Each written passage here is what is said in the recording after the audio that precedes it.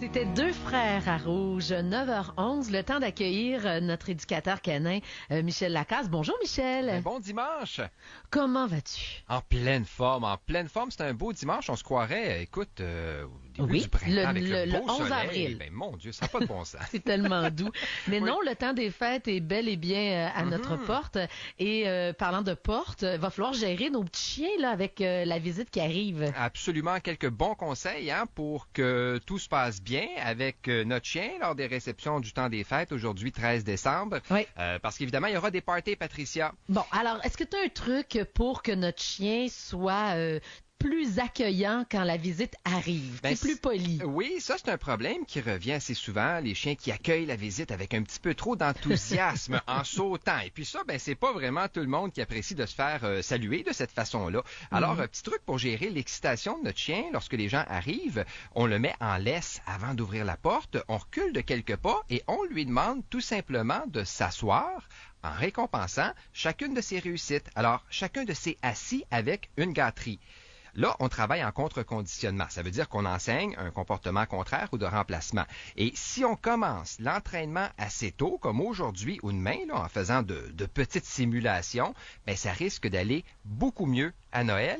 Mais même là, je conseille d'avoir des gâteries et de guider l'animal, surtout s'il y a beaucoup de visites. Et bien sûr, on demande aux gens de l'ignorer pour nous aider. OK, ça, c'est quand la visite arrive. Puis pendant la réception, qu'est-ce qu'on peut faire pour calmer notre chien s'il est trop énervé? Première des choses, on fait une belle et longue promenade, 1 heure avant l'arrivée de la visite. Et si notre terrain est clôturé, on peut terminer en faisant courir notre chien pour qu'il évacue son surplus d'énergie. Une chose que moi, j'aime beaucoup faire avec mes chiens, c'est de garder des jouets qui ont une grande valeur et de leur donner que lorsqu'il y a des gens qui viennent à la maison. Alors, je redirige l'attention vers ces jouets-là que mes chiens aiment beaucoup et qui sont exclusifs à la venue des gens. Et ça les amuse, puis ça fonctionne à merveille. Parce que dans le temps des fêtes, excuse-moi, parce que c'est une expérience vécue avec mon petit Gabriel. Oui. Les enfants aussi sont très énervés, puis parfois les chiens savent pas comment trop gérer leur stress. Et une petite mordée peut arriver. Tu sais, le chien, lui, absolument. pense qu'il s'amuse, mais l'enfant, il trouve ça moins drôle. Le pyjama percé de mon fils en fait foi. Oui, surveillance constante qui s'impose toujours avec les enfants lors des réceptions pour éviter, évidemment, tout accident. Même si on a un chien qui n'a jamais mordu, il faut se rappeler qu'à Noël, puis au jour de l'an, c'est plein de gens dans la maison, il y a de la musique, il y a des bruits qui peuvent engendrer un niveau de stress élevé, puis aussi contribuer, Patricia, à augmenter justement l'anxiété chez notre animal. Alors, on fait attention, on supervise les interactions enfant-chien, puis on n'hésite pas à intervenir au besoin. À un moment donné, une petite pause, là, ça peut faire du bien à tout le monde. En tout cas, mon petit Gabriel, on était chez de la visite, puis une belle mordée sur la fesse. En fait, on a aussi excité un peu le chien parce qu'on faisait comme un genre de bascule à Gabriel. Fait que tu sais, il y avait beaucoup d'effervescence, puis le petit chien est arrivé par en dessous. Hey, c'était pas drôle. Mais je rigole, mais c'était une petite mordée, mais qui a failli faire un froid dans la fête. Alors, effectivement, beaucoup de surveillance, ça peut aider. Michel, je te garde avec moi parce que tu as toujours des précieux conseils, beaucoup de bouffe, puis des gens, des fois, comme ma mère, là, tu sais, qui pensent que c'est drôle de donner les restes à des animaux. Alors, j'espère que tu auras des petits trucs là-dessus. J'en ai. OK, parfait. Voici Coldplay et on est de retour avec Michel tout de suite après. Wouhou, c'est ce qu'on va crier quand ce sera le temps de célébrer. Et avec nos petites bêtes, beaucoup de bouffe. Tu sais, les gens, ils ont souvent la formule un peu cocktail, là, tu sais, pas une table nécessairement. Donc, on laisse les assiettes traîner.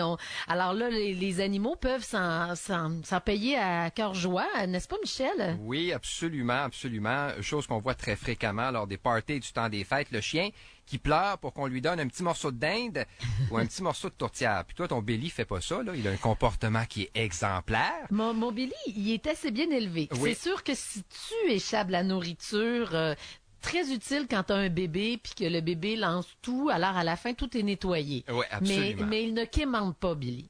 Le meilleur conseil rapide pour les chiens, justement, qui quémandent, parce qu'on voit ça souvent, c'est de lui donner son repas en même temps que nous. Ah bon? Et on fait durer le plaisir en servant des Kongs farcis et congelés, puis des distributeurs de croquettes comme le IQ, le Treat Ball et compagnie, qui sont très nombreux d'ailleurs sur le marché.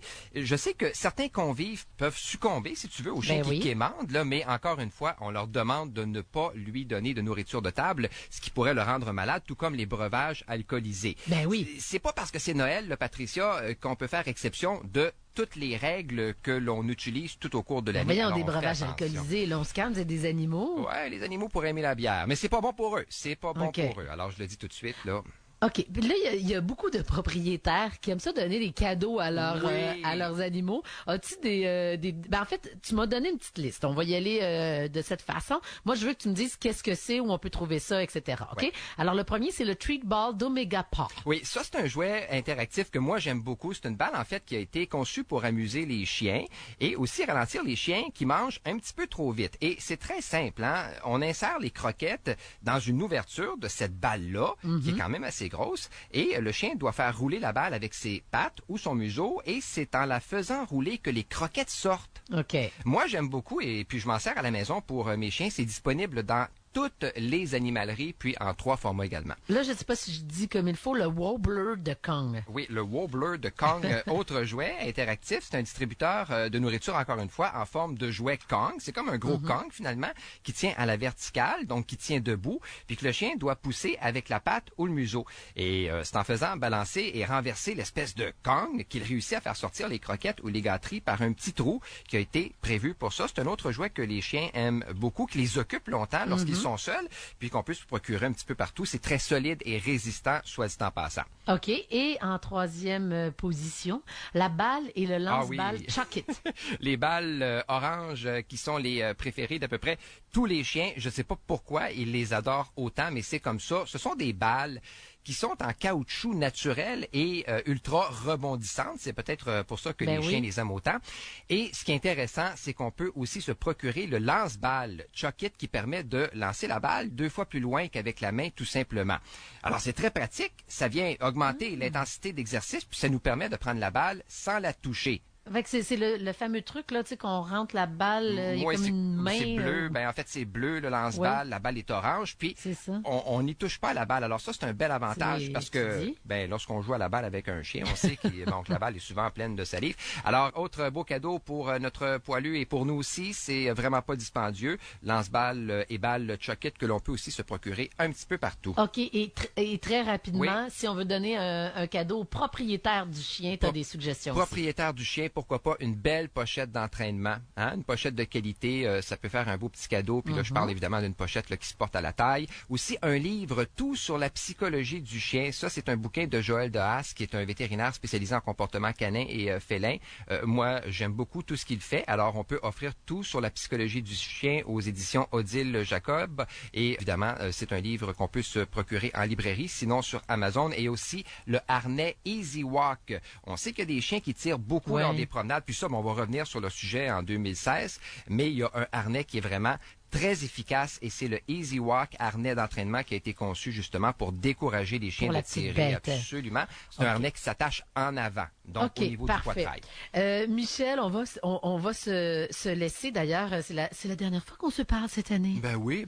Alors tout de suite, je te souhaite un très joyeux temps des fêtes et on se reparle en 2016. Oui. Tu me laisses avec une petite vidéo qu'on va mettre sur notre page Facebook, toujours très rigolo, où on voit, avec une petite mise en scène, bien sûr, que les chiens, eux aussi, peuvent s'amuser à faire les décorations de Noël. Oui, sur la musique, en fait, de Brenda Lee, Rocking Around the Christmas Tree. Et c'est très drôle de les voir faire. Les chiens, évidemment, chaque chien a été entraîné à faire sa partie du montage, mais tout de même, c'est une belle vidéo, ça fait sourire, puis ça met dans le temps. Ils font l'arbre de Noël. C'est très mignon à regarder. Allez voir ça, surtout avec les enfants, sur notre page Facebook. Merci beaucoup, Michel. Et joyeuses fêtes. Ben, parfait. Puis moi aussi, je vous garde dans les prochaines avec un forfait aux hôtelleries champêtres.